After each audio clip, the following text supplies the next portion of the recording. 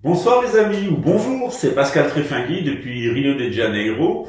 Si vous n'êtes pas déjà inscrit, eh bien faites-le, c'est ici que ça se passe. Si vous aimez liker, puis si vous n'aimez pas, je vous avertis, c'est un très mauvais karma. Non, je rigole. Ou alors je vous envoie Maurice. Ah non, tiens, ça faisait longtemps qu'on ne l'a pas fait sur Running Gag. Connaissez Maurice? Die, die, die. Eh oui, Maurice il reviendra bientôt, il a encore d'autres choses à nous dire sur le grand Zionta à nous autres. Aujourd'hui, je suis là pour vous parler bien d'un sujet qui passe dans les foules, c'est cette grande histoire d'amour entre les Bretons et la mère de Jésus.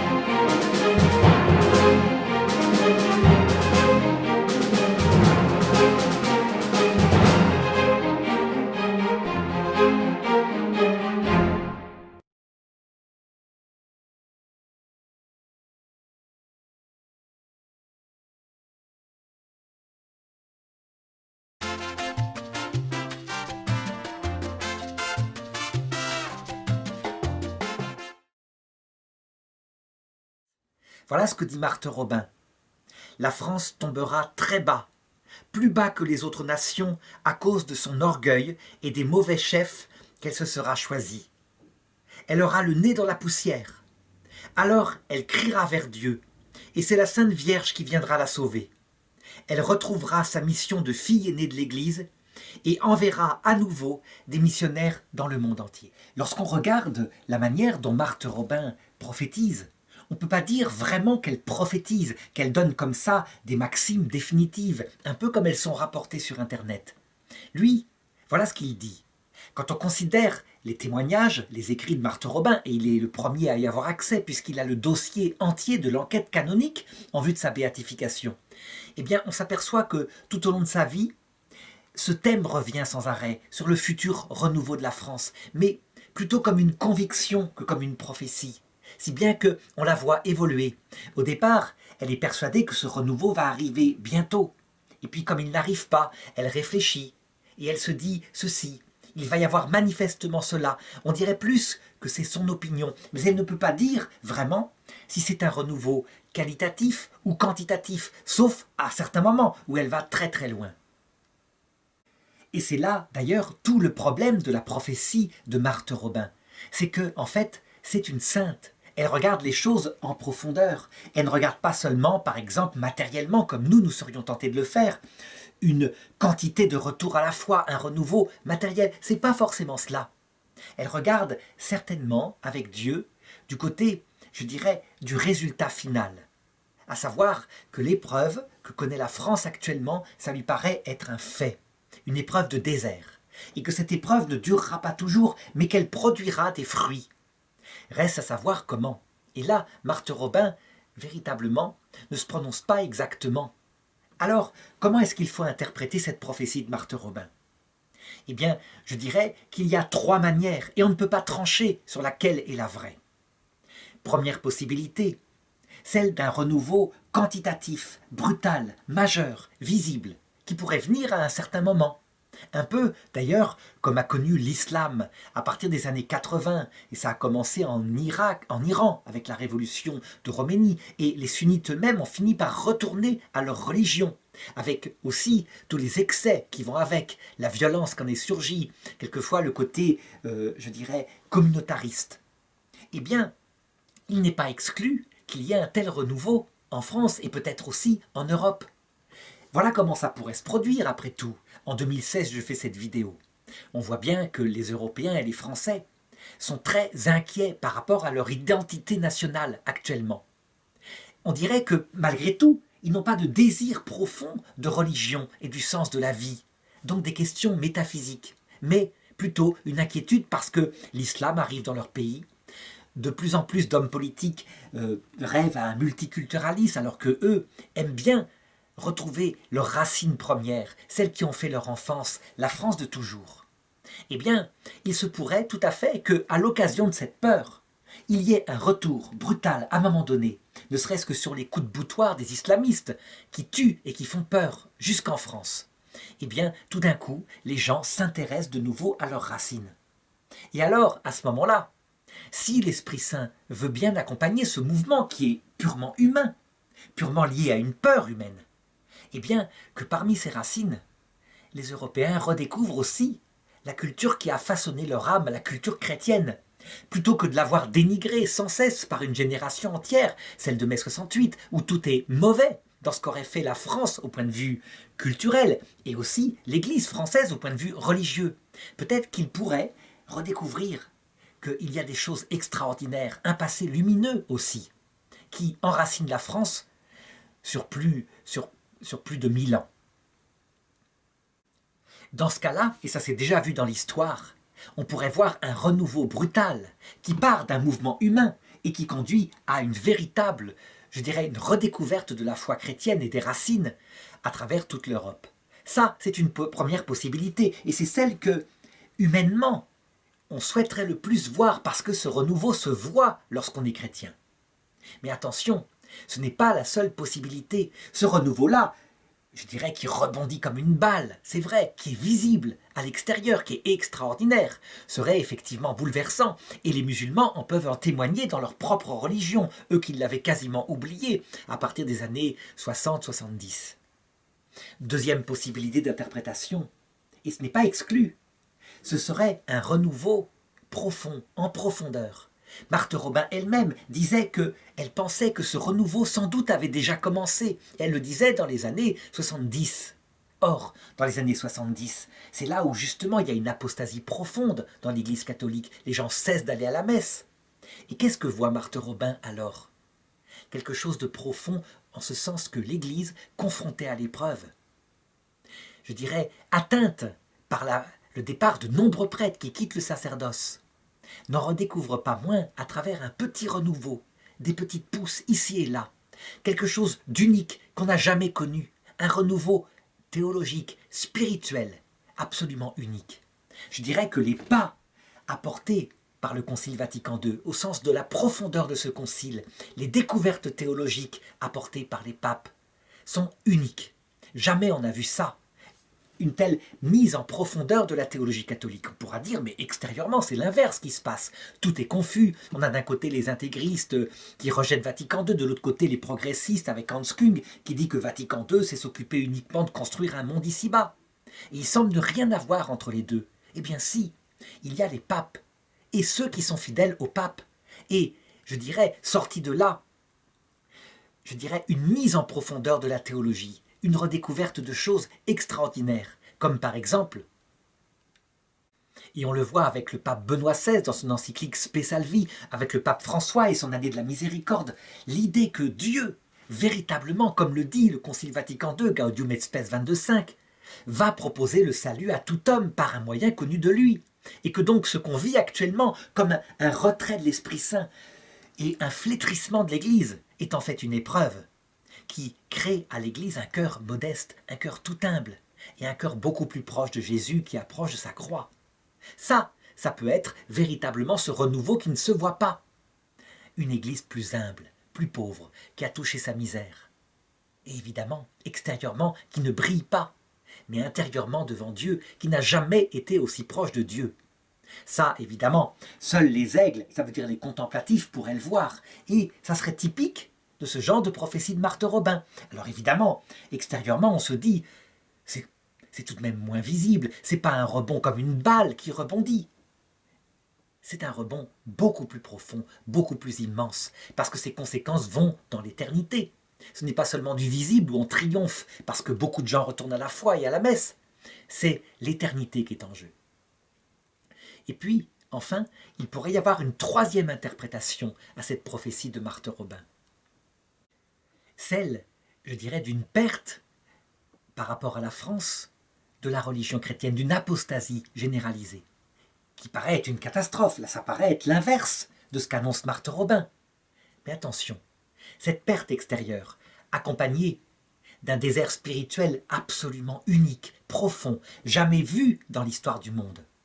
Une France qui paraît s'amuser, qui vit dans la fête perpétuelle, et qui, au point de vue intérieur, est dans un désert total, l'absence du vrai Dieu, et donc des angoisses, des psychologues, des suicides, une génération entière qui arrive à la mort et qui ne croit plus en rien.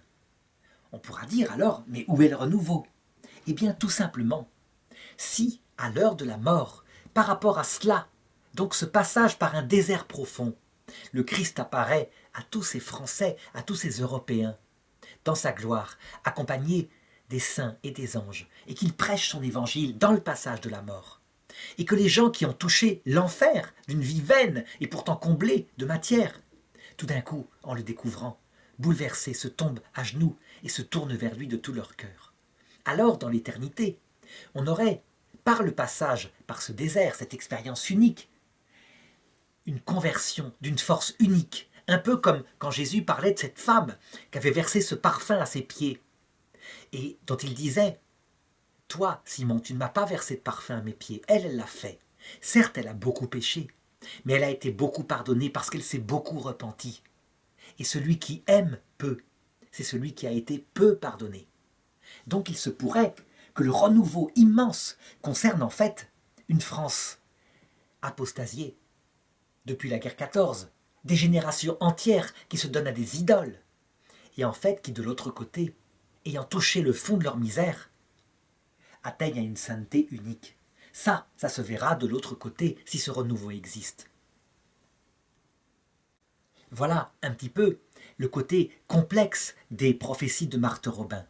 Maintenant, rien n'empêche que cela se réalise selon ces trois sens que je viens de donner, à savoir cette génération mai 68 qui est soit sauvée par sa souffrance, la génération suivante qui, désespérée, n'ayant plus de racines, tout d'un coup prend le contre-pied de mai 68 et redécouvre les racines chrétiennes. Et enfin, troisième chose, que toute cette épreuve aboutisse à une église plus humble, à un renouveau qui sort de cette épreuve de théologie, de foi, de vie de prière, d'obéissance à Dieu, unique comme on n'en a jamais vu, parce qu'on a touché du doigt sa misère. Les trois pourront se réaliser peut-être. C'est même, je dirais, en ce qui concerne mon opinion, ce qui paraît le plus sûr, le plus prévisible. Si c'est le cas, alors on sera dans le même cas qu'une histoire que je connais pour le coup très bien, puisque ce sont des amis à moi qui m'en ont témoigné, qui ont rencontré Marthe Robin dans les années 80. Voilà ce qui s'est passé. C'est un couple dont le mari était divorcé. Et la jeune femme, avant de se marier avec lui, sachant qu'il était divorcé, a voulu aller trouver Marthe Robin pour savoir si elle pouvait le faire. C'était quand même gravissime pour elle. Elle était profondément croyante. Et Marthe Robin leur a répondu sur la profondeur du mystère, comme toujours. Elle leur a dit une réponse de théologienne, de haut niveau. Je ne peux pas vous dire de le faire. Si l'Église autorisait, après des divorces comme cela, le remariage, il n'y aurait plus rien, plus d'ordre, plus de fidélité au message. Mais si vous le faites, vous ne pourrez plus communier à la messe. Mais vous aurez la prière. Ça veut dire qu'en fait, on voit dans son message la vérité, l'appel de Jésus à la fidélité quoi qu'il arrive, pour le meilleur et pour le pire, qui porte sur cet homme qui a pourtant été trahi par sa femme. Deuxièmement, la pastorale, le chemin qui est proposé, à savoir c'est leur liberté qu'ils vont choisir, parce que là, en l'occurrence, ils ne sont pas face au mal et au bien, mais face à un moindre mal, à un meilleur bien. Et c'est à eux, devant leur conscience, parce qu'il n'y a pas mort d'homme, il n'y a pas trahison de leur part. Et donc elle les met face à leur liberté. Ça, c'est la prophétie au sens fort. Et puis ensuite, on pourrait se dire, d'accord, c'est une prophétie au sens fort et rien n'est annoncé de leur avenir. Eh bien si, elle se met à leur parler comme ça, de la pluie, du beau temps, des récoltes qu'ont fait les paysans, de la nature, de la région autour d'elle. Et eux, ils ont l'idée, après le départ, de tout noter ce qu'elle leur a dit sur un carnet. Parce qu'elle leur a dit des choses sur les récoltes qui allaient être bonnes ou mauvaises dans l'année à venir. Et des années plus tard, en relisant leur carnet, ils s'apercevront qu'en fait, elle a annoncé toutes les épreuves de leur vie, les événements de leur vie, sous forme métaphorique. C'est extraordinaire. Elle a prophétisé. Peut-être que Marthe Robin s'en est même pas rendu compte, que c'est l'Esprit Saint qui a parlé d'abondance à travers elle. Mais elle était prophète, et parfois sans le savoir. Donc, je dirais, voilà de quelle manière une vraie prophète, au sens chrétien du terme, doit être regardée, avec souplesse, avec le regard de Dieu, et pas comme un phénomène, je dirais forcément extraordinaire, pas comme on regarde une voyante, qu'on va trouver pour lire l'avenir dans une boule de cristal.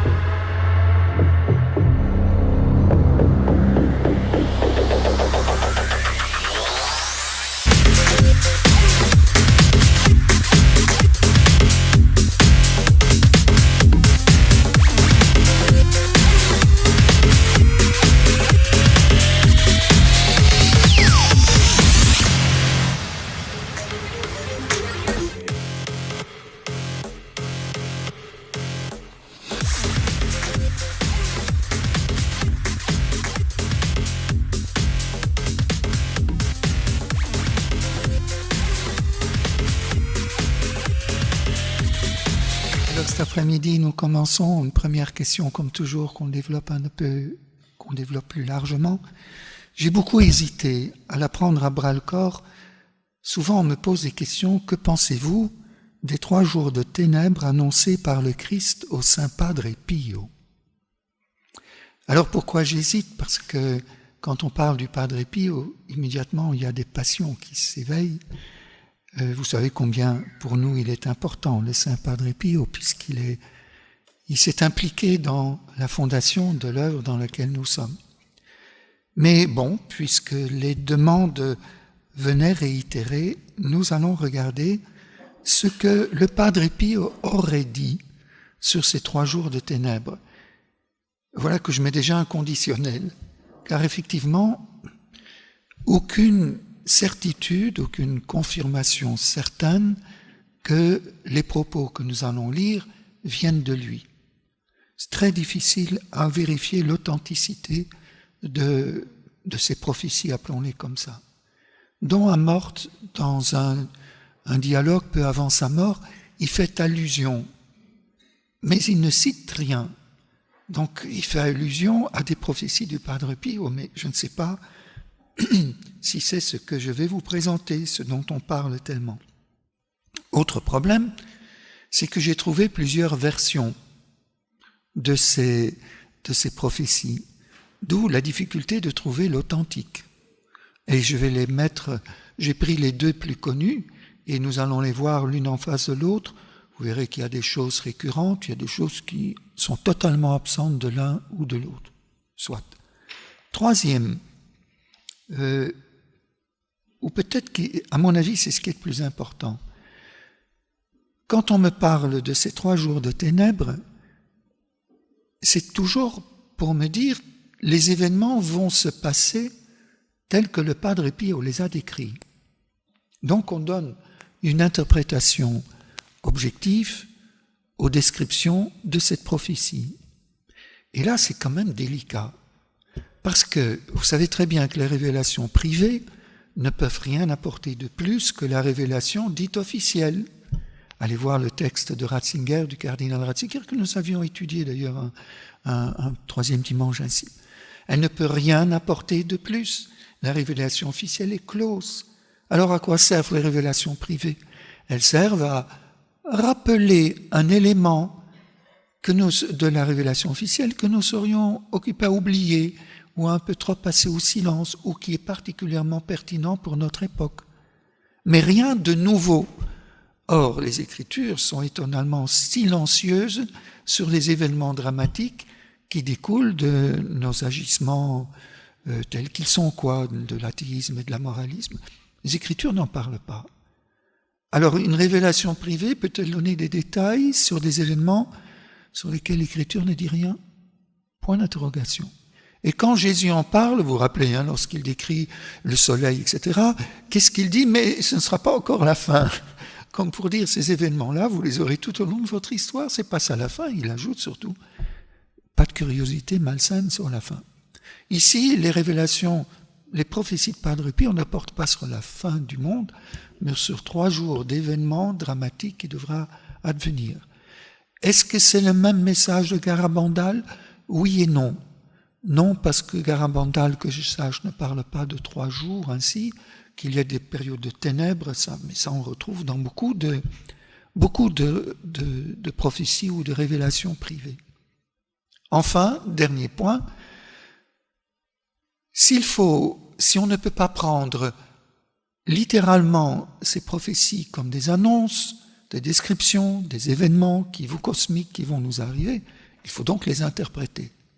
Et là, cela devient beaucoup plus acceptable, parce que, là encore, c'est le cardinal Ratzinger qui insistait sur le fait, le genre littéraire des révélations privées, que ce soit des révélations de la Sainte Vierge à Fatima, à la Salette ou n'importe quoi, ou des révélations privées ultérieures reconnues par l'Église, le genre littéraire est apocalyptique.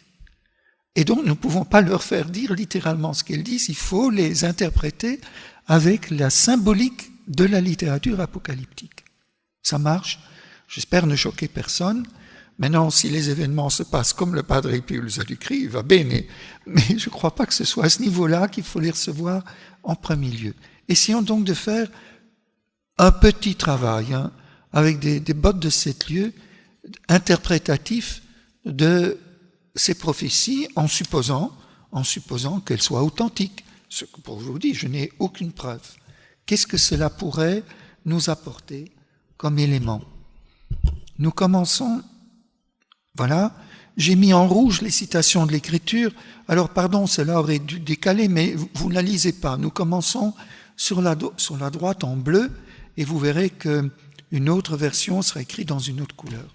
Bientôt, ce sont 2 versions des messages de notre Seigneur à Saint Padre Pio. Ça s'intitule ainsi, mettez tout ça sous conditionnel. Bientôt, une terrible catastrophe viendra sur l'ensemble du monde, comme jamais personne n'a vu un terrible châtiment, jamais connu. Le français, c'est des traductions de l'italien, c'est pas toujours une réussite, mais j'ai pas voulu y toucher. Le poids de la divine équilibre ou justice a atteint la terre. La colère de mon Père s'est répandue au monde entier. Les péchés des hommes se sont multipliés au-delà de toute mesure. L'irrévérence de l'Église, le péché commis dans la fierté.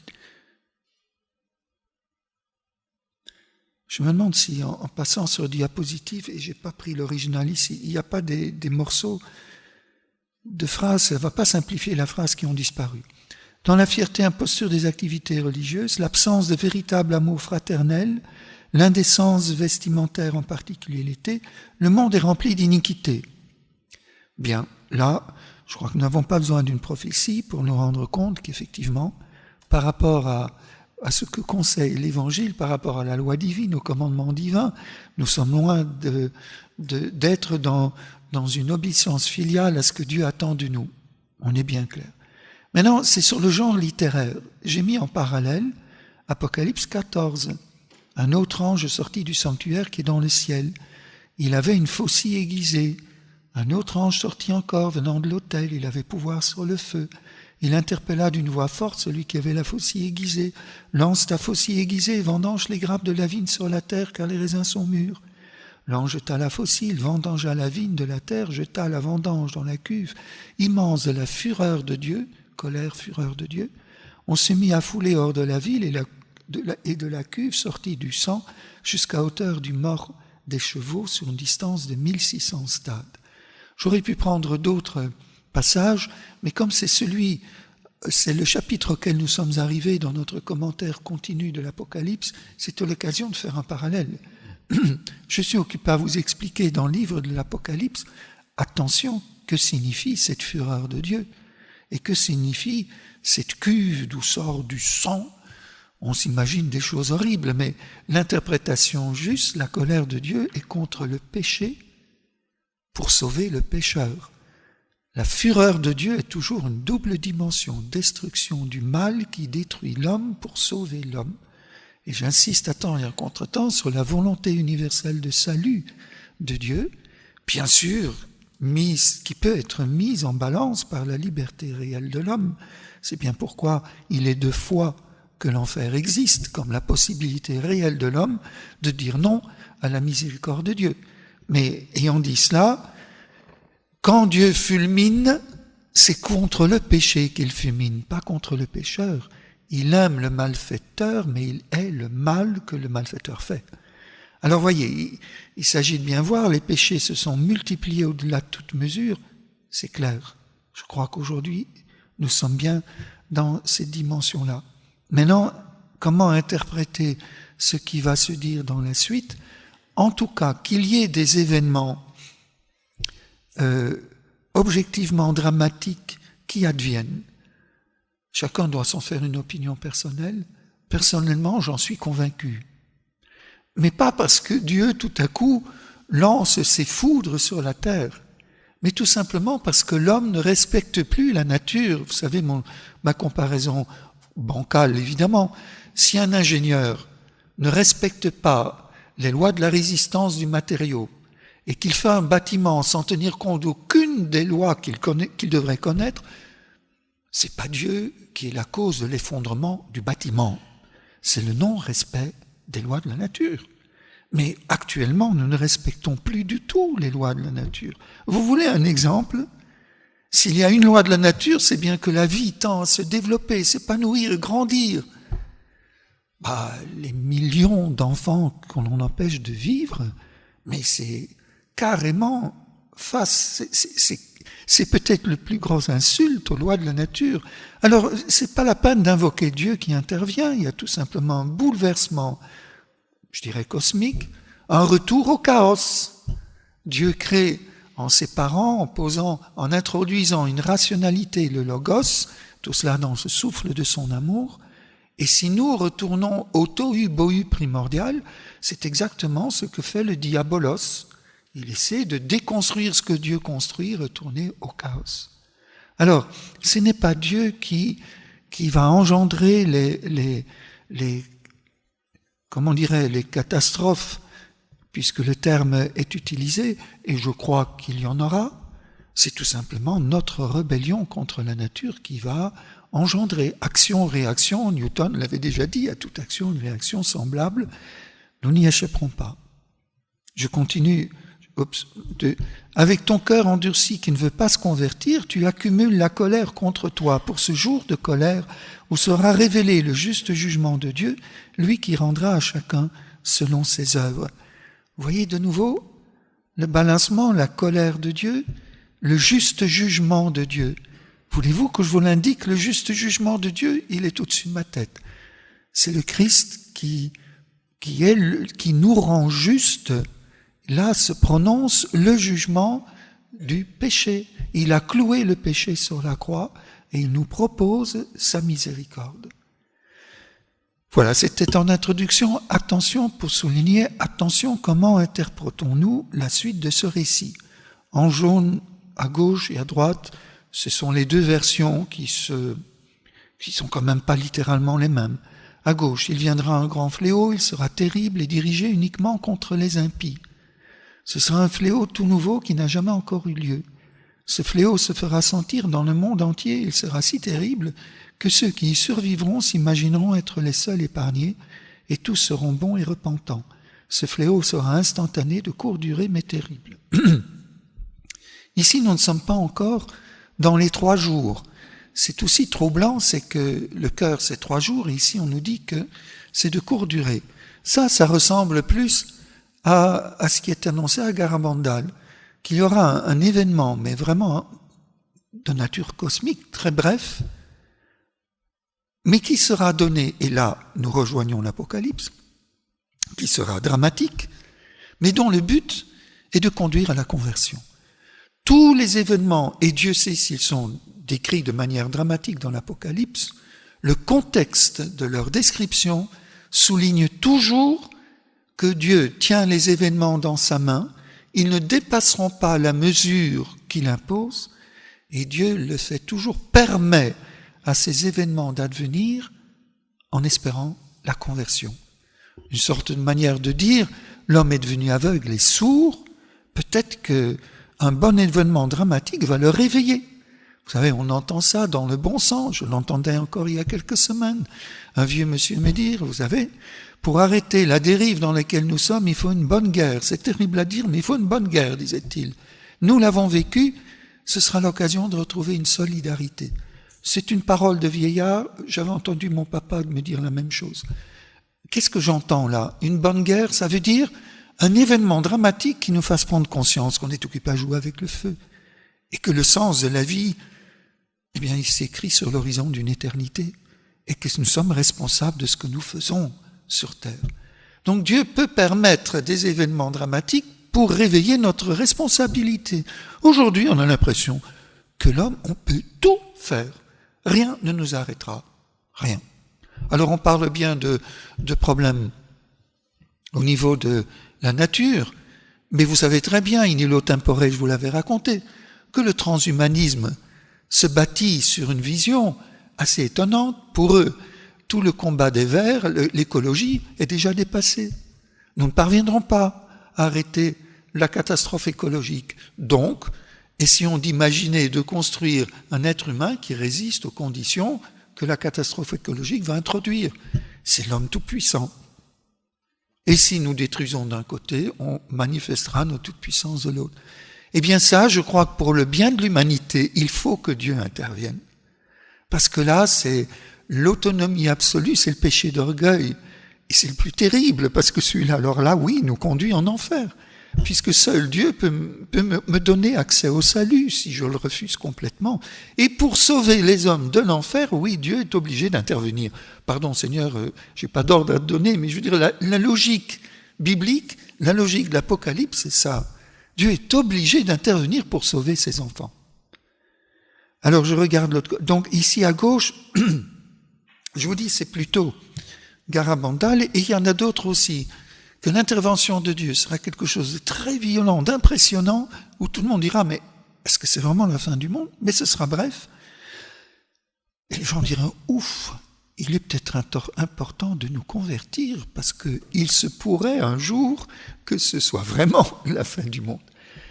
Terrible que la crainte de Dieu est décidément le début de la sagesse. Regardons de l'autre côté. Un grand châtiment se prépare. Ce sera effroyable comme jamais depuis la création du monde.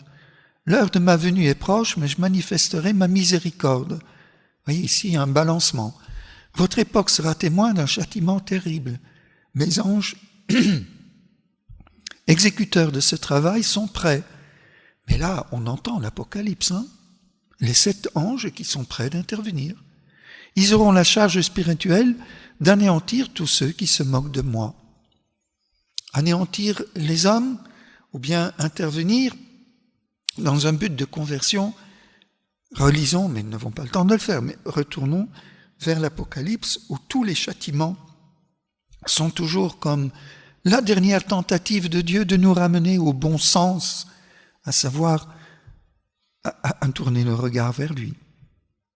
Je vous donnerai un signe pour vous indiquer le commencement du grand jugement. Une froide nuit d'hiver, ça on va le voir dans les deux côtés. C'est donc pas cette année. Je ferai retentir le tonnerre qui fera vibrer les montagnes. On le retrouvera aussi, mais le tonnerre et les terremotos, c'est classique. J'ai perdu le fil, hein. Quand par une froide nuit d'hiver, le tonnerre grondera à faire trembler les montagnes, alors fermez vite portes et fenêtres.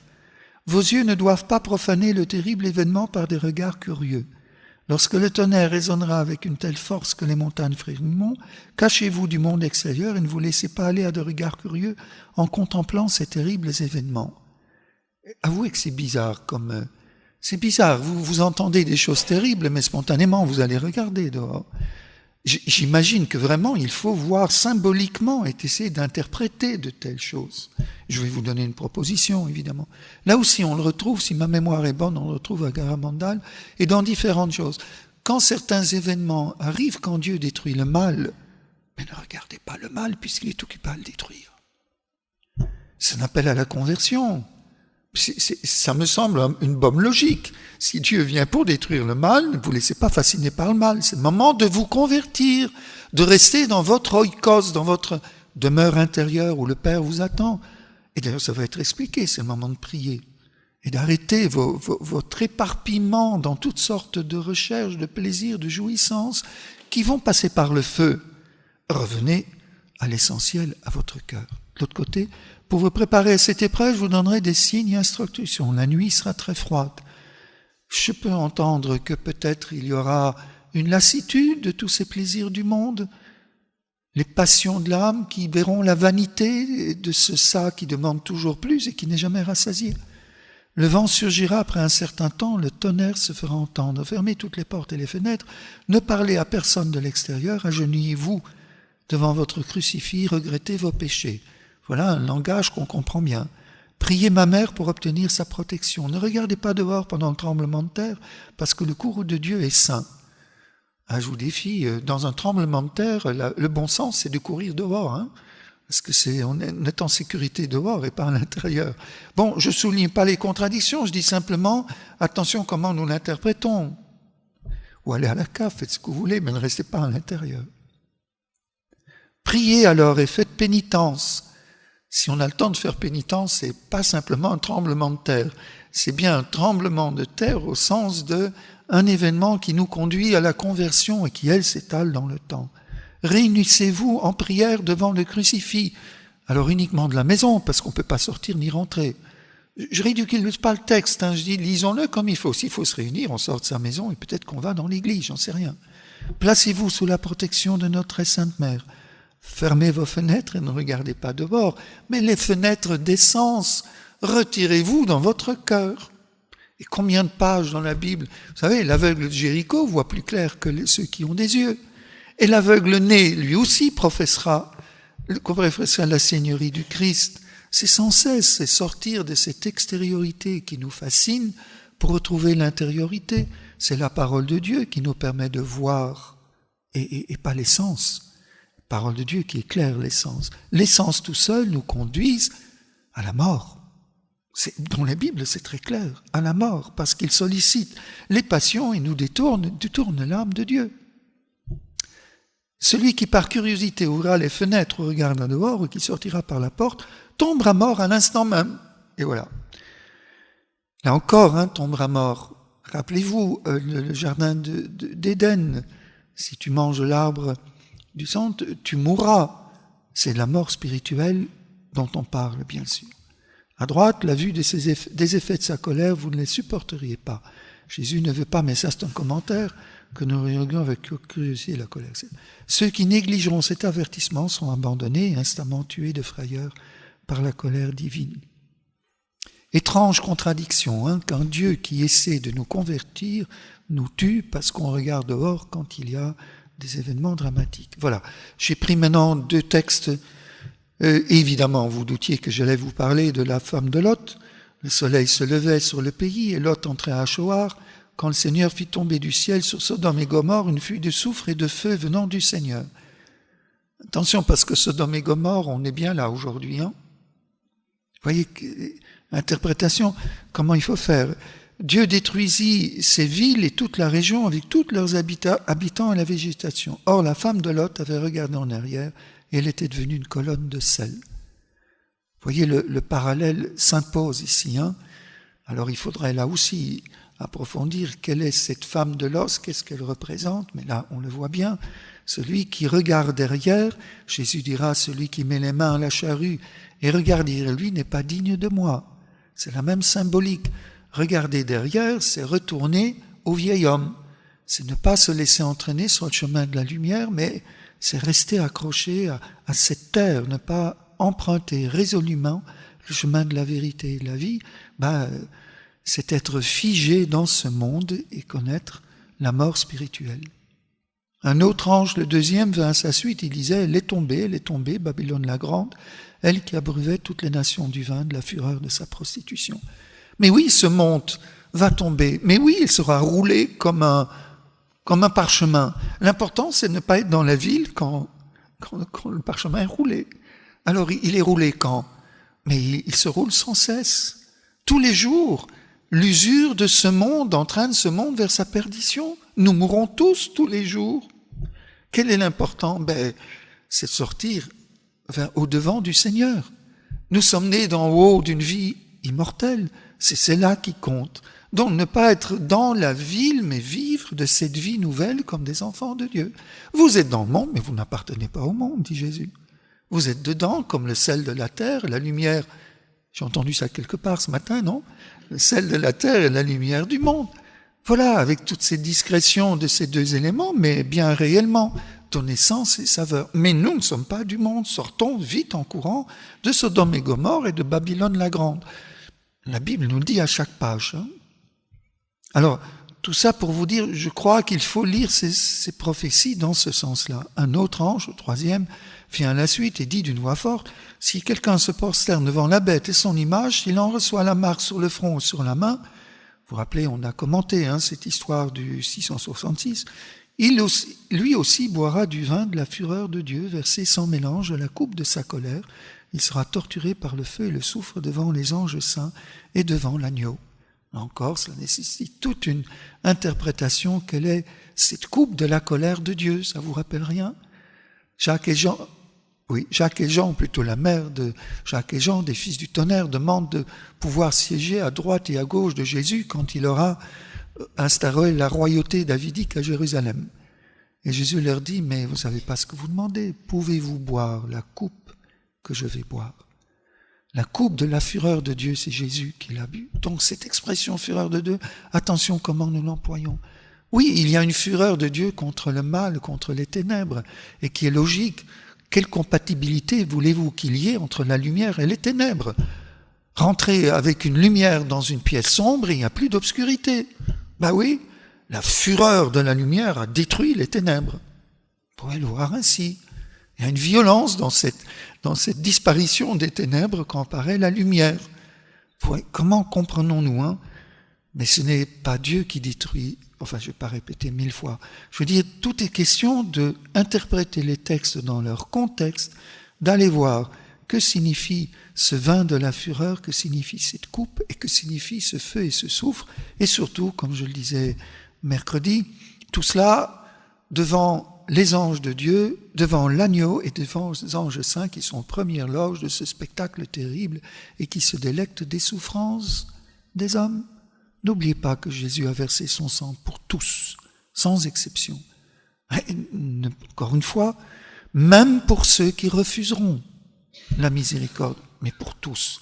Donc ce Dieu qui regarde et qui se réjouit de la souffrance des damnés, ce n'est pas mon Dieu. C'est pas vrai. Donc là, il y a une interprétation à faire de ce face-à-face que je n'ai pas le temps de faire ici, que nous avons fait. Il y a la fureur de Babylone et la fureur de Dieu. La fureur de Babylone est destructrice de l'homme. La fureur de Dieu est destructrice du péché, de la séduction de Babylone, pour libérer l'homme de l'asservissement et lui donner nouveau accès à la vie. C'est pas la même chose. Fermez vos maisons, ne regardez pas dehors, voyez l'insistance. Car 3 fois sainte est la colère de Dieu qui purifiera la terre. Placez-vous sous la protection de ma mère, priez au pied de la croix, invoquez vos anges gardiens, priez pour le salut des pécheurs si lâches, pour les prêtres infidèles, obtenez-leur la contrition parfaite à l'heure de la mort. C'est donc qu'ils ne sont pas morts. C'est donc qu'ils ont le temps de se convertir. Autrement, ça n'a pas de sens, le texte. Les châtiments seront communs au monde entier, se succéderont sans interruption. D'autre côté, gardez vos fenêtres fermées, ne regardez pas dehors, allumez une bougie bénie qui servira pour plusieurs jours. Ça, c'est des bougies qui vont mettre en crise toute l'industrie des, comment ça s'appelle, de la cire. Hein. Mais non, une bougie qui dure pour plusieurs jours, mais la parole de Dieu est une lumière sur nos routes et sur nos pas. Et l'amour, la flamme, l'esprit et la parole, voilà nos guides. Alors une seule bougie, ben oui, il n'y en a pas 36, sera la parole de Dieu qu'il faut. Ce sera plus le moment de faire du syncrétisme. Hein. Priez le chapelet, lisez des livres spirituels, pratiquez la communion spirituelle, faites des actes d'amour qui me sont si agréables, priez avec le bras au sol, je ne sais pas très bien ce que ça veut dire, afin que beaucoup d'âmes soient sauvées. Ne sortez pas de la maison, vous prévoirez suffisamment de nourriture. Voilà, encore une fois, hein, vous voyez bien, c'est revenir à une vie chrétienne sainte et avoir le souci du salut des âmes. Revenir à notre mission, celle de la terre, lumière du monde. Nous sommes missionnaires de la bonne nouvelle. Et prévoir la nourriture dans ce temps de disette, pensez à la parabole des vierges sages et des vierges folles. Certains avaient assez d'huile pour affronter la nuit et d'autres n'en avaient pas. Prévoyez assez d'huile. Soyez suffisamment forts pour aborder des périodes où peut-être le christianisme aura l'air d'être complètement disparu. Mais oui, ça viendra. Même Marthe Robin l'avait dit que viendra une époque où on aura l'impression que tout est terminé. Mais c'est que la Bible, je vois pas pourquoi je dis Marthe Robin, que nous dit le prophète Ézéchiel et Jérémie, qu'il y aura juste un petit reste, un surjon, dont Dieu va tout faire revenir. Et pourquoi? Mais parce que l'arbre, le grand chêne de Basan, qui est devenu, mais c'est l'orgueil humain, il doit être abattu. Parce que si on sent que nous sommes orgueilleux, nous ne pouvons pas rentrer dans le royaume. Le Seigneur est obligé de l'abattre pour que nous puissions nous convertir et être sauvés.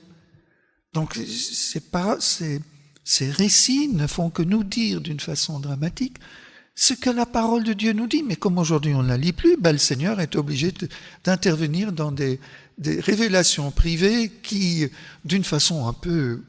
mais nous disent la même chose. Peut-être qu'elles vont nous réveiller. Si c'est ça le but, tant mieux alors. Le 3/4 des hommes périront. Là encore, c'est pratique, c'est littéralement l'Apocalypse. Il ne restera sur terre que très peu de lieux solides. Il y aura de lieux solides, de lieux où on puisse construire, qui sont fondés sur le roc de la foi. La foi se perdra. Il y aura 3 jours de ténèbres physiques. Nous y arrivons. 3 jours, pendant 3 nuits et 2 jours, il y aura une nuit continuelle. 3 jours, 3 nuits, mais non, chipotons pas. Alors j'ai vu, quand il ouvrit le 6e sceau, un tremblement de terre. Le soleil devient noir comme une étoffe de crin, et la lune entière comme du sang. Les étoiles tombèrent sur la terre comme lorsqu'un figuier secoué par le grand vent. C'est encore pire que ce qu'on annonce dans les prophéties de Padre Pio. C'est un peu du même type, mais on a encore de l'espace. Le ciel se retirera comme un livre qu'on referme. Toutes les montagnes et les îles furent déplacées. Les rois de la terre, les grands, les chefs d'armée, les riches, les puissants, tous les esclaves allèrent se cacher dans les cavernes et les rochers des montagnes. Et il disait aux montagnes et aux rochers, tombez sur nous, cachez-nous du regard de celui qui siège sur le trône et aussi de la colère de l'agneau, car il est venu le grand jour de leur colère, et qui pourra tenir? Personne n'oserait interpréter l'Apocalypse littéralement, on est bien d'accord. Et c'est pas facile, la preuve, c'est la 3e année qu'on lit l'Apocalypse et on n'aura pas fini cette année. C'est ça la difficulté de ces textes. C'est beaucoup plus facile de dire, on prend littéralement, mais c'est trahir le texte. Je mets ce texte pour vous dire, l'inspiration scripturaire n'est pas loin. Je dis pas qu'ils ont paraphrasé ça, mais je veux dire, on n'est pas loin de ces textes apocalyptiques qui sont encore plus terribles que ce qui se dit dans les deux. Alors ici, c'est original, ça, il n'y en a que dans une des 2 versions qu'on le trouve, prenez soin des animaux au cours de ces journées. Il faut se prendre soin de Pio, là, c'est une bonne nouvelle. Je suis les créateurs et veille sur les animaux ainsi que sur l'homme. Je vais vous donner quelques signes d'avance pour que vous puissiez leur prévoir plus de nourriture, même pour les animaux. Je protégerai la maison des élus ainsi que leurs animaux, car ils auront besoin de subsistance par la suite. Que personne ne traverse la cour, même pour nourrir les animaux. De vous à moi, ça m'a l'air un petit peu contradictoire. On vient de dire, sous peine de périr, fermez soigneusement les fenêtres, mes élus ne doivent pas regarder ma colère, ayez confiance et moi je vous protégerai. Les fracas du tonnerre, j'ai presque fini, vous savez, ébranleront la terre, des éclairs sinistres inonderont les rues, dans une saison où il ne se produit jamais. La terre sera remuée jusque dans ses fondements, la mer soulevera des vagues mugissantes qui se répandront sur les continents. Certaines côtes françaises se soulèveront de 25 à 35 mètres. Là, les écolos sont battus. Les jours de noirceur dureront 72 heures exactement. Des chiffres symboliques, bien sûr. Votre seule façon de voir quand ils seront terminés, c'est au moyen d'une horloge à ressort, parce qu'il n'y aura pas d'électricité. Le détail est assez savoureux. Maintenant, les éléments déchaînés, ça, c'est quand même quelque chose qu'on retrouve dans beaucoup d'endroits. Maintenant, je vais jouer au prophète apocalyptique, là. Pour bien vous dire, je ne prends pas ça à la légère, et je vous redis, je crois que la nature va se rebeller. Et je crois que certaines choses se réalisent, mais qu'on ne veut pas les voir. Regardez aujourd'hui, combien inondations à Lourdes, 2 ou 3, 2, alors que ça n'était pas arrivé depuis tellement d'années. L'eau, le feu qui tombe sur Notre-Dame de Paris, le feu, les grandes tempêtes destructrices, et puis pensez le feu en Amazonie et un peu partout. Mais à part ça, Madame la Marquise, tout va très bien, tout va très bien. Je crois qu'il faut quand même, sans dire pour le moindre incendie, ça y est, le feu du ciel tombe sur la terre, il faut quand même prendre un peu de recul et reconnaître qu'il y a... Alors on expliquera tout ça, ça vient de l'écologie, tout, c'est possible.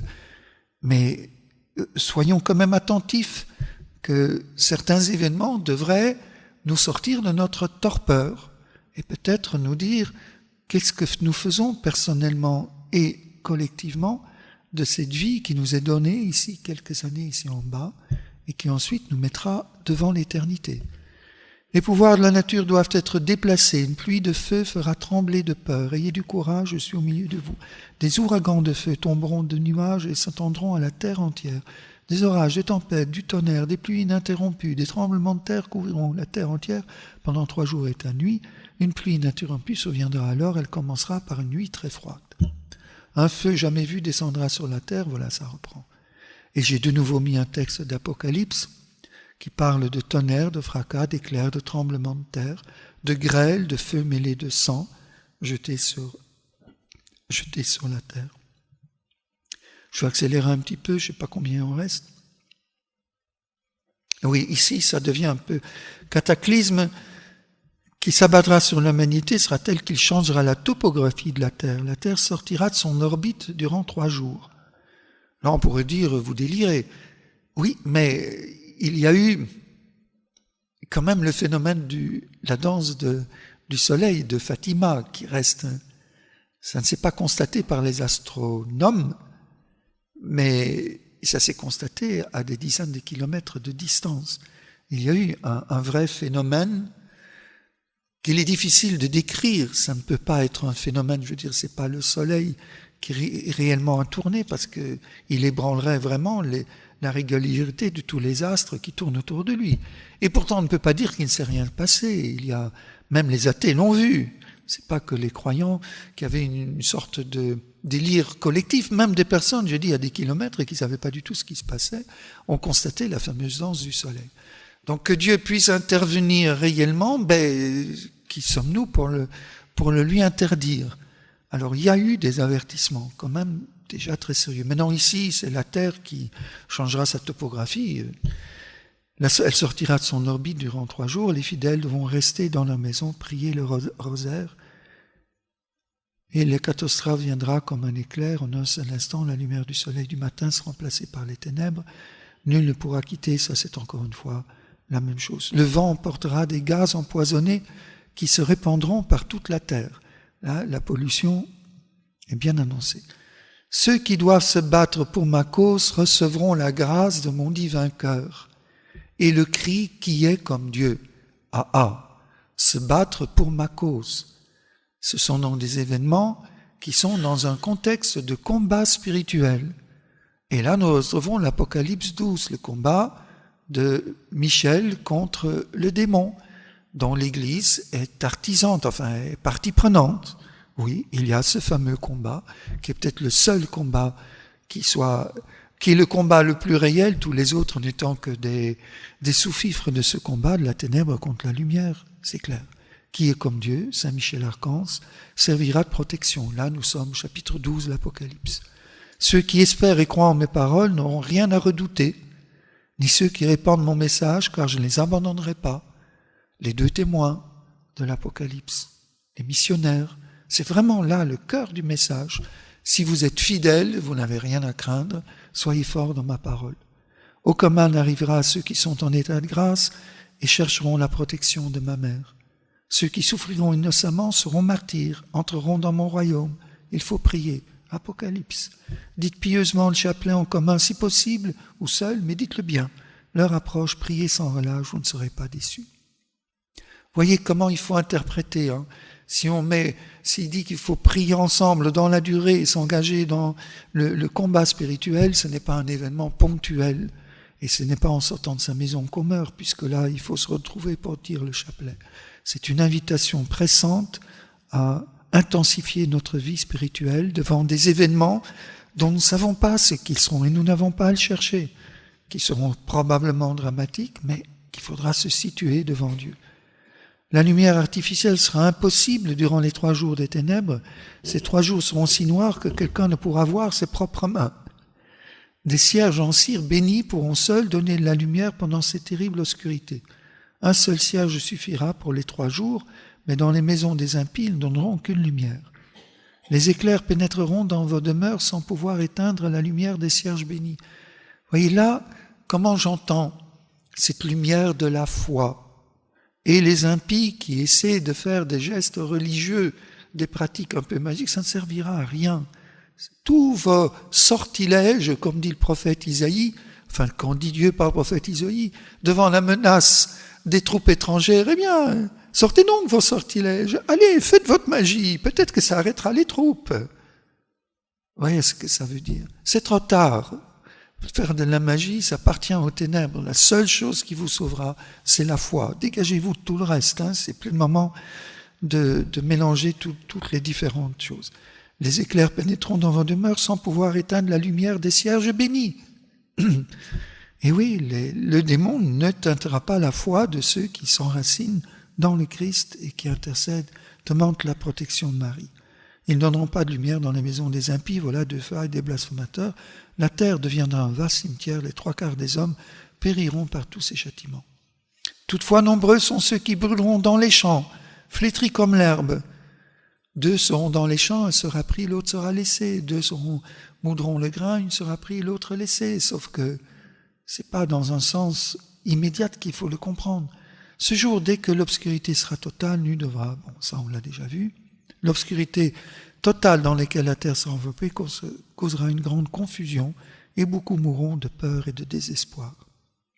J'ai aussi, juste pour mémoire, renvoyé vers Exode 10, le Seigneur dit à Moïse, étends la main vers le ciel, qui est des ténèbres, l'obscurité sur l'Égypte, des ténèbres où l'on tâtonne. Moïse étendit la main, pendant 3 jours il y eut d'épaisses ténèbres sur tout le pays. Les gens ne se voyaient plus l'un l'autre et chacun resta sur place pendant 3 jours. Mais il y avait de la lumière pour les fils d'Israël, là où il habitait. C'est évident que c'est la symbolique de la lumière et des ténèbres qui est en jeu. Maintenant, c'est l'avant-dernier sujet, c'est celui du démon. Pendant les 3 jours de noirceur, il n'y aura plus de démons en enfer. Ils seront tous sur la terre. Eh bien, voyez, les démons apparaîtront sur les formes les plus hideuses et les plus épouvantables. Vous entendrez dans l'air les blasphèmes les plus horribles. Les démons imiteront au dehors la voix d'époux et d'épouses, de parents, d'enfants et d'amis séparés par la venue subite de ce châtiment. Tous recommandent de ne céder sous aucun prétexte à cette terrible illusion. Là aussi, un père se dressera contre son fils, le fils contre sa mère, la division jusqu'au cœur des familles. Jésus l'a annoncé. Et puis, les blasphèmes est terrible. Là aussi, nous sommes dans l'Apocalypse de sa queue. Il balaya le tiers des étoiles du ciel qui furent précipitées sur la terre. Nous sommes toujours dans le même contexte. Alors, l'enfer pense être en possession de la terre, mais je vais la reprendre, heureusement.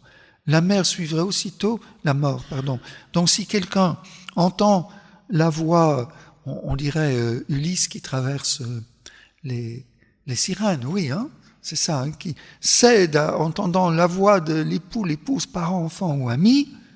Oups, j'ai été trop vite, où est-ce qu'ils sont? C'est le suivant. La mort subirait aussitôt la sortie de la maison ou même l'ouverture de ses accès. Mais là encore, écoutez ce que dit Jésus, et ce que dit l'Apocalypse, le glaive de la parole va séparer jusqu'au cœur des familles. Je crois qu'il y avait de l'autre côté. Non, on l'avait vu. Ceux qui ne seront pas en état de grâce mourront de frayeur provoquée par la vue d'horribles démons, bien ils mourront de démence. Ce sera le premier jugement qui purgera la terre afin que tout soit renouvelé. Ce châtiment directement de Dieu anéantira tous les impies. Seuls survivront les justes demeurés en prière dans leur demeure fermée. Nulle lumière ne pourra être faite. Les familles devront être continuellement en prière. Tout ceci pour prouver que Dieu est le maître de sa création. Les hommes n'entendent pas mon appel, ils durcissent leur cœur, ils résistent à ma grâce, ils repoussent ma miséricorde et mon amour. L'humanité est pire que lors du déluge, l'humanité étouffe dans le marasme du péché. J'ai grande envie d'exterminer cette race, mais à cause des justes, je laisserai régner ma miséricorde. Pour un seul juste, je ne détruirai pas Sodome et Gomorrhe. Abraham n'est pas allé assez loin, il aurait dit pour un seul. Pour Jésus, je ne détruirai pas. Vous voyez, la parole ultime, elle est là, je ne détruirai pas. C'est des menaces et Dieu ne met pas à exécution, car le juste, c'est le Christ. Le fléau de la terre sera mitigé par les prières, mais non celui du ciel qui sera horrible, épouvantable, universel, aussi longtemps que dureront les ténèbres, et c'est impossible de faire de la lumière. Voilà. Oui, alors, mes élus ne vont pas dormir, comme l'ont fait des disciples dans le jardin des Oliviers, devront prier sans cesse. J'ai mis en parallèle Luc 21, les signes dans le soleil, la lune et les étoiles. Les hommes mourront de peur dans l'attente de ce qui doit arriver, car les puissances du ciel sont ébranlées, c'est le Christ qui parle. Mais c'est un discours apocalyptique qu'il faut interpréter comme tel. Restez éveillés, priant tout temps, ainsi vous aurez la force d'échapper à tout ce qui doit arriver, et de vous tenir debout devant le Fils de l'homme, c'est encore Jésus. Veillez et priez pour ne pas entrer en tentation. L'esprit est ardent, mais la chair est faible. On arrive à la fin. Là, le sommeil quelques-uns tomberont dans un profond sommeil que je leur accorderai pour leur rendre inconscients de ce qui se passe sur la terre. Alors j'ai entendu une voix qui disait, heureux dès à présent les morts qui s'endorment dans le Seigneur. La mort est vaincue par leur Christ ressuscité. Ceux qui meurent dans la foi au Christ ne meurent pas, elle n'est pas morte, elle dort, dit Jésus à la fille de Jaïr, et s'éveille dans la lumière de la vie éternelle. Alors, bonne nouvelle, j'ai choisi les âmes dans d'autres pays, comme la Belgique, la Suisse et l'Espagne. Il n'y a pas que la France qui bénéficie d'âmes privilégiées. Plusieurs seront enlevés de votre terre. Là encore, les 2 témoins qui sont enlevés. Nombre de vos médias d'information affirment qu'ils ont été enlevés par des soucoupes volantes, soit maintenant, etc., les vaisseaux célestes. Satan triomphera, mais après 3 nuits, le tremblement de terre et le feu cesseront. Et le jour suivant, nous y arrivons, le jour suivant, le soleil brillera de nouveau. Et puis à gauche, viendront entourés d'une lumière bleue comme une espèce de nuée. Là, c'est les 2 témoins, mais je suis trop long, j'arrête. L'Antichrist tombera, la terre qui depuis 3 jours sera en de continuelle évolution ouvrira son sein plein de feu, et l'Antichrist sera plongé avec tous les saints dans les gouffres éternels de l'enfer. C'est presque littéralement la condamnation définitive du Satan ou de l'Antichrist que donne l'Apocalypse. Ici, il fut jeté sur la terre, mais plus loin, le diable fut jeté dans l'étang de feu et de soufre, où sont aussi la bête et le faux prophète. Ils seront torturés jour et nuit pour les siècles des siècles. Encore une fois, ces termes sont à interpréter dans l'Apocalypse, mais je voulais montrer que ces prophéties sont vraiment très proches de ce pays-là. Maintenant, on commence à respirer un petit peu. Après les 3 jours de noirceur, ce sera comme le printemps. Tout sera vert et propre. La plus belle chose de toutes sera la manière de vivre des gens. Ils ne travailleront pas pour survivre, mais pour la charité, chacun aidant l'autre. Pensez-vous que mon Père me permettrait d'avoir de tels châtiments terribles sur le monde si le monde se tourne de l'iniquité à la justice? Voilà pourquoi il le permet. C'est pour la conversion. Mais à cause de mon grand amour, ces afflictions sont autorisées à venir sur l'homme pour qu'il se convertisse. Une fois l'Antichrist vaincu, viendra l'ère de paix qui donnera aux hommes le temps de se rassembler sous mon signe. Apocalypse encore. L'obscurité devra un jour et une nuit, suivi d'un autre jour et une autre nuit, mais la nuit suivante, les étoiles brilleront à nouveau, et le lendemain matin, le soleil sera à nouveau monté dans le ciel, et ce sera le printemps. Alors se fera la paix, la réconciliation de Dieu avec les hommes. Jésus-Christ sera servi, adoré et glorifié. Apocalypse 21. La charité fleurira partout, les nouveaux rois seront le bras droit de la Sainte Église.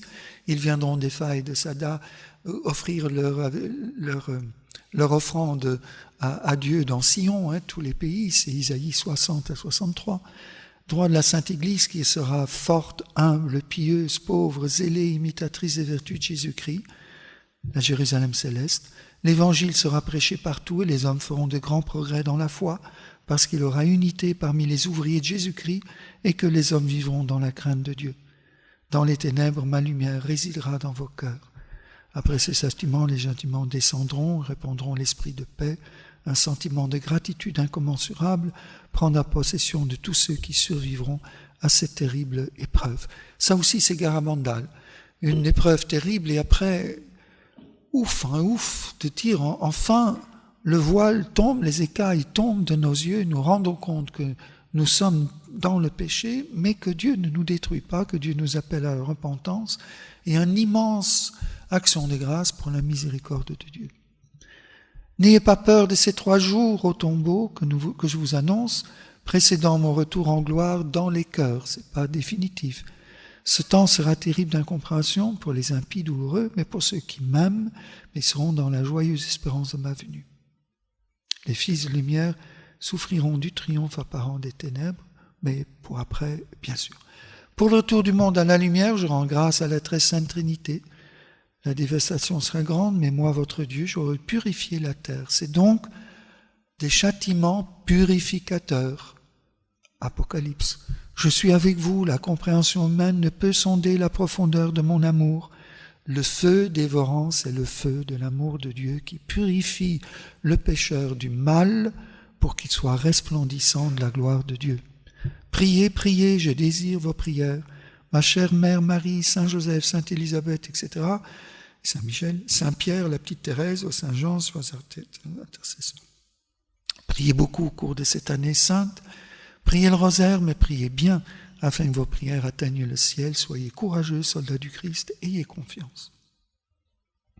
J'ai bien sûr mis en parallèle Apocalypse 19, la foule immense.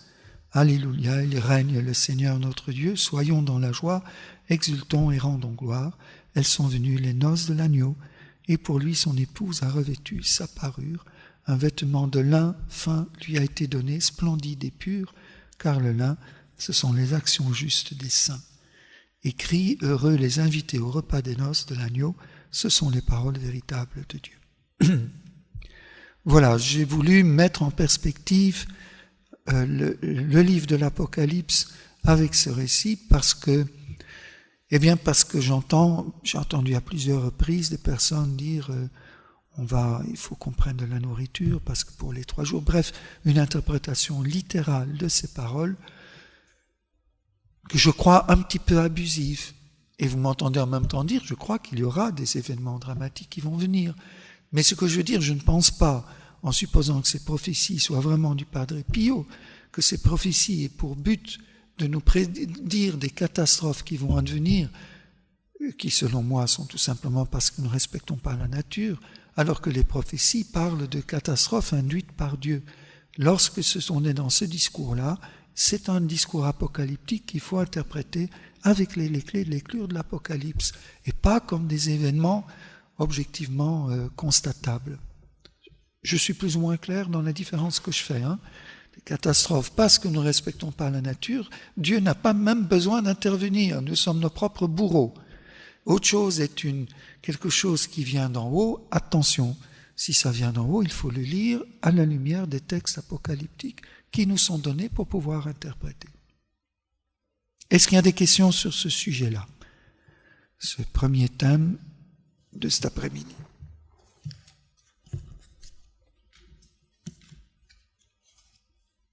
Il n'y en a pas parce que je vous prends, c'est ma tactique, je vous prends de vitesse. Vous n'avez pas le temps de poser des questions. Oui, raté. Qui doit tomber du... Pardon.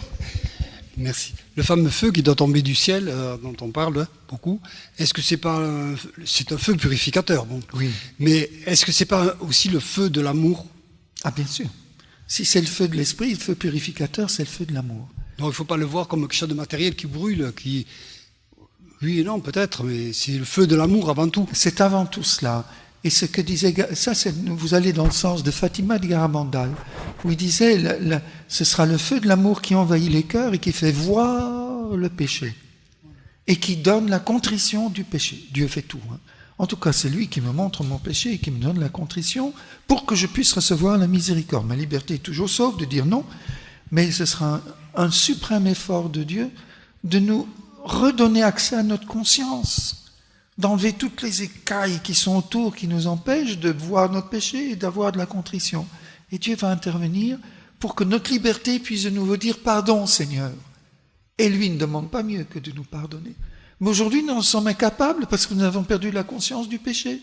Ce monde et le démon nous crie « Mais non, tout est très bien, tout est très... » Oui, bon, d'accord.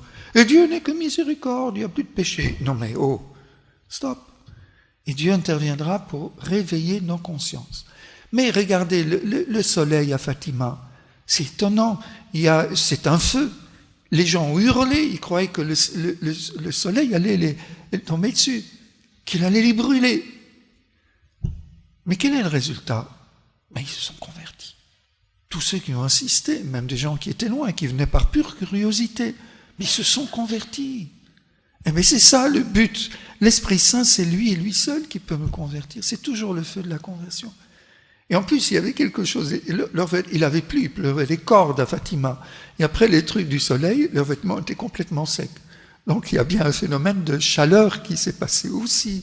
Avec le bon Dieu, vous savez, on peut difficilement rentrer dans les détails, il fait tout. Mais le feu, c'est toujours l'appel à... Mais vous comprenez bien que si Dieu déploie ainsi toutes des stratégies, c'est pas le mot que je veux dire, d'amour pour nous convertir, ma liberté reste, et si je dis non, ce feu pour moi devient terrible. Je n'en veux pas de ta conversion, je me péche, je ne suis pas, dégage. Attention, c'est exactement la souffrance des damnés. Le damné, il souffre de l'amour de Dieu qu'il refuse. Dieu aime, et son amour fait l'éternelle béatitude de ceux qui l'accueillent. Son amour purifie les âmes du purgatoire, et son amour est le tourment des damnés qui le refusent. C'est toujours un feu dévorant, mais qui dévore le péché pour que nous soyons, comme l'or au creuset, purifier tous les scories et que nous puissions entrer dans l'amour de Dieu. Vous savez, Saint Bernard, qui dit, on est comme du bois. Alors le bois jeté dans le feu, il craque, il se fume, tous et tout ça. Puis peu à peu, il se laisse transformer, et puis finalement la bûche se confond avec le feu. Elle est devenue feu. Là, c'est le travail purificateur. Bien sûr, dit-il, si vous la retirez, vous voyez bien que c'est pas le feu, que c'est la bûche, mais elle est devenue feu. Il prend la comparaison de l'épée aussi. Alors, si je résiste, bien sûr que je suis dans le tourment. Si j'accueille, je peux me convertir et recevoir la grâce. Mais on est vraiment dans les textes de l'Apocalypse, qu'on peut lire comme un Dieu courroucé, vengeur et terrible, mais c'est contradictoire avec toute la Bible. Le Dieu, Othéos, agapé, estime, il est acte d'amour infini, il n'y a pas de place pour la vengeance et tout cela dans lui. Alors il est amour infini qui brûle le péché, et pour le péché, il est terrible. Quand je dis ma comparaison stupide, mais qui moi me parle, pour les ténèbres, il n'y a rien de plus terrible que la lumière, parce qu'ils sont détruits instantanément. La lumière est furieuse, elle détruit les ténèbres. Mais oui, mais voilà. Dieu n'est pas ainsi, c'est le mal qui voit le bien comme un obstacle terrible et comme une cause de souffrance parce qu'il va disparaître. Mais pas si on est du côté de Dieu. Et je voulais vous dire aussi, maintenant je répercute là sur le buisson ardent qui ne brûle pas. Est-ce qu'on peut parler de la même chose aussi? Mais bien sûr, buisson ardent est une image de la Vierge Marie dans la tradition chrétienne, où le feu de Dieu, le feu de l'Esprit ne l'a pas consumée, parce qu'il n'y avait rien à consumer, elle est immaculée. Et au ciel, on sera dans le feu de Dieu, mais il n'y aura plus rien à consumer. Ce sera notre vie. Nous vivrons de ce feu, parce qu'il est l'amour dans son incandescence.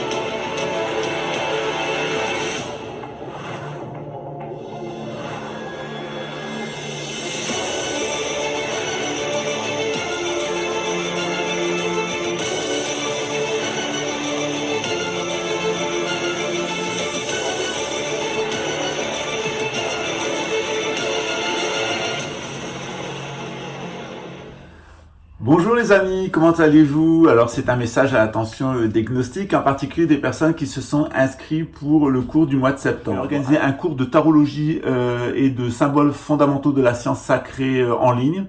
Donc c'est un cours qui aura lieu au mois de septembre. Donc entre le 15 et le 30 septembre, c'est 4 fois 3 heures de cours, donc 12 heures de cours. Donc si vous voulez vous inscrire, donc c'est un cours qui est un cours de tarologie et de symboles fondamentaux de la science sacrée. Donc je vais vous expliquer les bases de l'astrologie, les bases de la tarologie, ce qui se cache derrière le tarot, son origine, etc. Il y a une partie historique et une partie pratique. Donc une partie historique qui est l'histoire du tarot et l'histoire de l'astrologie. une partie théorique sur le tarot, comment il fonctionne, qu'est-ce qu'il y a derrière, les cartes du ciel, etc. Puis une partie complètement pratique, je vais vous apprendre à utiliser le tarot comme outil, non pas divinatoire, devinatoire, c'est-à-dire deviner le futur, mais divinatoire, c'est-à-dire comprendre les messages de la divinité, comprendre les messages du cosmos et pouvoir les analyser à partir de cette base qui est une base astrologique. En réalité, le tarot, c'est de l'astrologie simplifiée. Donc, si vous voulez vous inscrire, ben, c'est à partir de maintenant. Vous allez envoyer un email à rio.boudismo@gmail.com, rio.boudismo@gmail.com. Donc, c'est un cours qui sera sans doute entre 12 et 14 heures en réalité, qui sera entre 3 et 4 fois. Qui sera fait en ligne, donc vous pourrez le voir en différé ou vous pourrez le voir en live, ça sera sur un lien privé. Et le montant du cours est de 220 €. Voilà, donc si vous voulez recevoir cet enseignement de symboles fondamentaux de la science sacrée et de tarologie, de tarot, eh bien c'est maintenant que ça se passe. Donc on va limiter les places à 20 personnes. Donc, si vous voulez vous inscrire, c'est à partir de maintenant. Envoyez un mail à Tabata à rio.boudismo@gmail.com et puis elle vous enverra une petite plaquette d'explication vous expliquant de quoi il s'agit. Ça vous donnera accès donc au forum de mes étudiants. Donc, vous pourrez discuter de gnose, de tarot, d'astrologie, etc. avec une centaine de mes étudiants sur un forum spécial et sécurisé avec des thématiques et où vous pourrez rentrer dans la communauté Pascal Tréfingui, des étudiants de Pascal Tréfingui, pour pouvoir échanger sur tous les domaines, en particulier les éco-villages, les mesures d'hygiène naturelle. Vous pourrez trouver un certain nombre de documents, notamment bien des résumés ou des indications sur différents ouvrages, et aussi dans le futur, c'est en train de se mettre en place l'intégralité de mes 260 vidéos de cette chaîne YouTube et en tout des 500 vidéos que j'ai fait au cours de mon existence. Voilà, je vous remercie et puis donc inscrivez-vous, réinscrivez-vous, qu'il disait, pour un cours de gnose et de symboles fondamentaux de la science sacrée et de tarologie.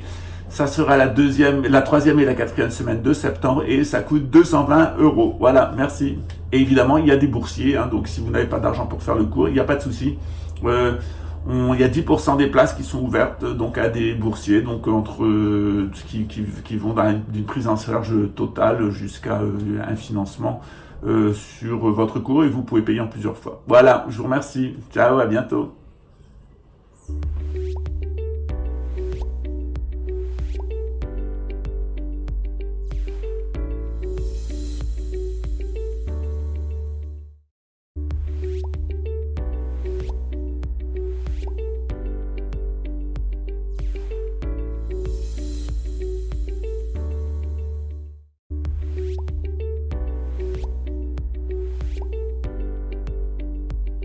Bonjour à tous, donc je suis Zara Laris. En fait, je fais cette vidéo pour témoigner de la formation qu'on a eue, mon mari et moi, avec Pascal. En fait, c'était une formation donc sur le Neikan. Dans un premier temps, juste pour vous raconter en fait un peu le cadre dans lequel on a été baigné, puisqu'effectivement Pascal nous a reçus avec sa famille. On a passé un très très bon moment. C'est une personne divine, une personne franchement à rencontrer parce qu'elle nous a mis à l'aise rapidement. Donc la formation a duré 2 jours, pleinement dans le questionnement de l'outil, c'est-à-dire 2 jours dans le Neikan. Le Neikan, en fait, je dirais que c'est un outil qu'il va falloir que vous utilisiez tout le temps dans la mesure du possible si vous avez envie vraiment d'avancer dans votre quête spirituelle. Donc je pouvais pas finir cette vidéo sans te dire merci Pascal, merci pour ce que tu nous as apporté, merci pour ton amour universel, merci pour qui tu es, merci pour ta sagesse, ton esprit ouvert. Et puis je vous recommande cette formation, elle est vraiment divine, elle nous apporte à tous des questionnements et des questionnements qui nous font grandir en fait, qui nous font avancer.